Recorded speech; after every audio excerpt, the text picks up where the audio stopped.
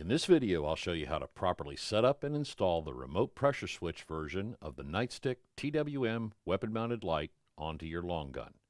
Before I get started, a quick word about safety. Please be sure to read, understand, and follow all of the safety instructions for your firearm. And always double check to make sure that your firearm is in a safe and unloaded condition before doing any kind of work on it. As you can see, I have no firearms on the table today. Instead, I'm going to be installing the light and the RPS onto a handguard. Let's take a quick look at the contents that come with your new Nightstick TWM 354 or 854 XL. Included in the box, you'll find the light, the remote pressure switch, the NS PIC1 Picatinny rail mount for the pressure switch, the two-part Velcro pad with the pressure-sensitive adhesive strips, the alcohol prep pad, the NS WM1 wire management clamp, 2 CR123 batteries, 2 modular channel locking inserts with one of them pre-installed at the factory, a spare insert screw, and of course an Allen wrench. There's also a printed version of the Quick Start Guide. A full instruction manual with step-by-step instructions and photographs is available on the Nightstick website if you should need it. The first step is to install the batteries. Using a Phillips head screwdriver, undo the battery door retention screw, then insert the batteries into the light, making sure that they're oriented according to the battery orientation symbols on the side of the light. Now, press the battery door back into place and tighten the screw. This screw needs to be tightened only to the point of being snug. No need to over-tighten. With the TWM in one hand and the RPS cable in the other, insert the connector of the RPS cable into the mating connector on the battery door until it's fully seated. Now, simply screw the threaded coupling ring on the end of the RPS cable onto the external threads of the TWM battery door in a clockwise direction by hand until it's fully tightened. This should only be tightened by hand. No tools are necessary. Your TWM comes with the L2 modular channel locking insert pre-installed from the factory. Optionally, you may wish to use the L1 insert instead. The L2 insert has 2 raised sections that will lock onto a section of Mil Standard 1913 Picatinny rail. If your specific installation doesn't allow the room to use the L2 insert, use the included Allen wrench and remove the L2 insert and install the L1. It's completely your choice. The next step is to install the TWM onto the Picatinny rail. While holding the handguard in my left hand and the TWM in my right, push in on the rail clamp tension screw to fully open the movable portion of the rail clamp. Then place the movable portion of the rail clamp into the groove of the Picatinny rail and align the modular channel locking inserts with the slots on the rail. Next, rotate the TWM onto the rail and release the pressure on the rail clamp tension thumb screw, making sure that the light is fully seated into the slots on the rail. While holding the handguard and light in place with one hand, simply tighten the cross tension screw using a coin. A quarter or a nickel works best.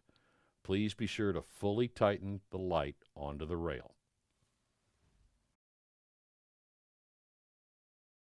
The RPS pressure pad switch can be attached to your firearm using at least 3 basic methods. Using the included NS PIC1, which allows you to attach the pressure pad switch to a section of Picatinny rail. The 2-part Velcro pad makes it possible to adhere the switch to any smooth, clean area of your firearm. And finally, installing the pressure pad switch into a third-party vertical foregrip. Let's take a brief look at each option.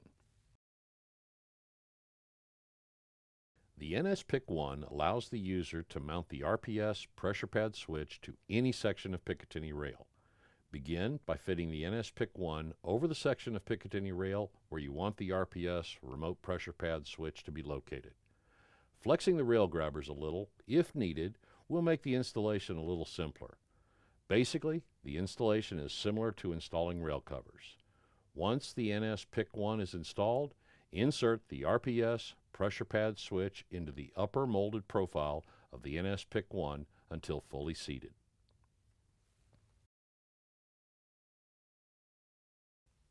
The included Velcro pads come with 2 strips of pressure-sensitive adhesive already attached that allow the RPS pressure pad switch to be adhered to any clean, smooth surface of your firearm. Prior to installation, be sure to use the included alcohol prep pad to completely clean the application surfaces of the firearm and the back of the RPS pressure pad switch. Once the residual alcohol is fully dried, remove the backing strips from one side of the PSA and attach it to the back of the RPS pressure pad switch. Then, repeat that same process to attach the RPS Velcro strip assembly onto the firearm. Next, you want to apply even pressure and allow the PSA tape to cure for approximately 24 hours for the best adhesion. The hook and loop portions of the Velcro may be separated in order to facilitate temporary removal of the RPS pressure pad switch from the firearm. Various aftermarket manufacturers make vertical foregrips that the nightstick RPS pressure pad switch will fit into. As an example, the Tango Down vertical foregrips allow the RPS pressure pad switch to slide perfectly into the molded slot of their grip. And of course, any other manufacturer's vertical foregrips that has the same profile would work with the RPS pressure pad switch as well. There's one more component that comes with your new TWM, and that's the NS WM1 wire management clamp. This unique component attaches to any section of Picatinny rail to secure any section of wiring, in this case, the cable on the RPS. This little device has a lot of versatility to it. The design allows 1 or 2 wires to run this way, or that way, or even both, and you can even loop the wire to turn it 90 degrees if necessary. For my installation here, I'm simply going to secure this portion of the wire to this section of the rail. Using the included Allen wrench, loosen the cap head screw on the side of the WM1.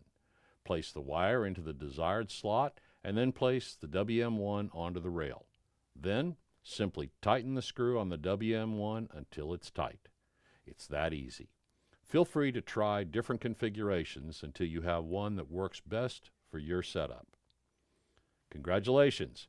Your new nightstick weapon-mounted light with the remote pressure switch is ready to go.